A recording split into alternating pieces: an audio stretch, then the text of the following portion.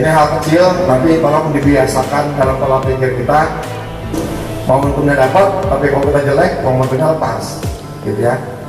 Terima kasih kepada Pak Adil, ya, Bu Iren, Bu Dokter, Pak Dijal, Pak Yudo, tim Putri, David, Ricci, Gina, apa lagi, Janji, yang saya melalui terus, teman-teman, Bun, jangan bosan.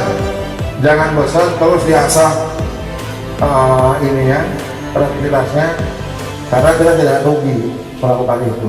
Ya, terima kasih. Wassalamualaikum warahmatullahi wabarakatuh.